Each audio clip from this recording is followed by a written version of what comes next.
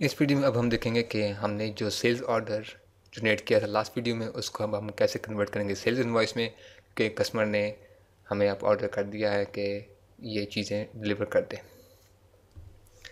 मैं आऊँगा अपनी सेल्स इनवॉइसेस में और यहाँ पर न्यू सेल्स इनवॉइस, और यहाँ पर आके मैं सबसे पहले अपनी कस्टमर आईडी को सिलेक्ट करूँगा। अब यही ऑप्शन हम लोग यहाँ से टास्क और सेल्स इनवॉइस से भी चूज़ कर सकते हैं। यहाँ से मैं आऊँगा अपने कस्टमर आईडी और यहाँ से आके हमने मेट्रो बैंक को सिलेक्ट किया।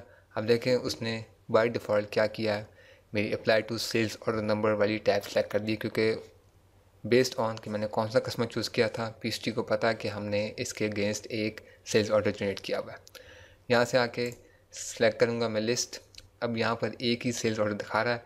हो सकता है कि इस कस्टमर के लिए मैंने एक से ज़्यादा सेल्स ऑर्डर जनरेट किए हों, तो वो सारे यहाँ पर लिस्ट में दिखाएगा, मगर हमारे पास फॉर द टाइम बीइंग एक ही है। ऐसे मैं करूँगा सिलेक्ट। अब देखेंगे यहाँ पर उसने क्या किया, उसको नीचे अपडेट कर दिया है। अब यहाँ पर आइटम कोड और रिमेनिंग, यहाँ पर इसको मैं चेंज नहीं कर सकता। शिप में मैं यहाँ मेंशन कर सकता हूँ कि एक्चुअली रिक्वायर्ड कितने 10 और शिप मैंने कितने किए हैं। मैं सपोज करता हूँ कि मैंने सब शिप कर दिए। ऐसे मैं करता हूँ सिलेक्ट 10 और यहाँ से आके मैं चाहूँ तो डिस्क्रिप्शन चेंज कर सकता हूँ। Unit price same, amount same and everything remains the same. Date यहाँ से मैं मॉडिफाई करता हूँ। डेट थी हमारी 30th की 30 को हमने शिप कर दिया। यहाँ से मैं इनवॉइस नंबर एंटर करूँगा, से डमी इनवॉइस नंबर, और यहाँ से आके नीचे सेल्स टैक्स। अब यहाँ पर मैं चाहूँ तो मैनुअली भी एंटर कर सकता हूँ।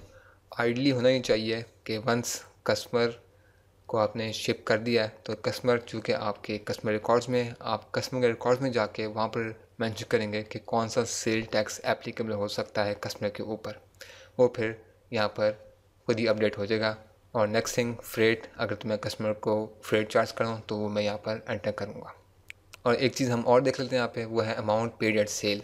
अब जैसे हमने देखा था इन केस ऑफ जब हमने परचेज ऑर्डर जनरेट किया था अपने वेंडर के लिए, और जब हमने अपना रिकॉर्ड्स अपडेट किया था कि हमें परचेज ऑर्डर पे आइटम्स रिसीव हुए हैं, हम वहाँ भी पे कर सकते थे।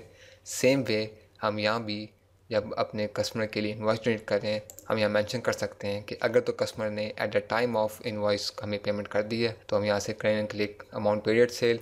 हम यहाँ पर डिपॉजिट टिकट आईडी और फिर हम यहाँ पर रेफरेंस नंबर लिखेंगे यहाँ पर कि कितनी अमाउंट रिसीव हुई है और उसने पेमेंट कैसे की है और कौन सा अकाउंट है जो कि आगे अपडेट होगा हमारे पास, पेटी कैश, पेरोल वगैरह। यहाँ पर by default of course regular checking account ही होना चाहिए। यहाँ से मैं इसको टैब प्रेस करता हूँ। यहाँ पर हम अभी कुछ एंटर तो नहीं करेंगे, but just to show you कि यहाँ पर जब हम इन्वॉइस जनरेट करते हैं और उस वक्त अगर कस्टमर ने पेमेंट कर दिया हो तो हम उसको यहाँ पर मेंशन कर सकते हैं। जो पैसे आ रहे हैं उनको हम कैसे एंटर करेंगे वो हम अपने नेक्स्ट सेक्शन में देखेंगे। यहाँ पर सिर्फ आपको ये दिखाना था कि हम इन्वॉइस कैसे जनरेट करते हैं। यहाँ से मेरी इन्वॉइस कंप्लीट हो गई है और इसको मैं यहाँ से कर दूँगा सेव।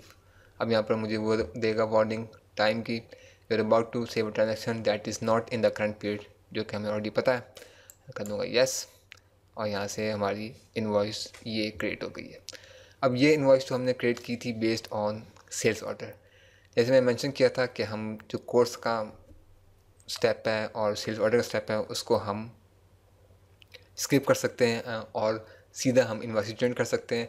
तो वो हम कैसे करेंगे कि जैसे मैंने सेव कर ली अपनी इन्वॉइस, यहाँ पर न्यू इन्वॉइस खुली हुई विंडो, और यहाँ पर देखें अप्लाई टू सेल्स ऑर्डर नहीं सेलेक्ट हुआ हुआ, अप्लाई टू सेल्स। अब मैं चाहूँ तो यहाँ पर सीधा क्वांटिटी डालूँ, आइटम करूँ, डिस्क्रिप्शन करूँ and that's about it. Customer ID choose करके यहाँ से मैं सीधी डायरेक्ट इन्वॉइस जनरेट कर सकता हूँ। और बेस्ड ऑन कि मेरी लास्ट इन्वॉइस 1478 थी तो यहाँ पर उसने मुझे 1479 नेक्स्ट इन्वॉइस नंबर ऑटोमेटिकली यहाँ एंटर कर दिया। तो इस तरह हम अपनी इन्वॉइस जनरेट करते हैं based on sales order and from scratch.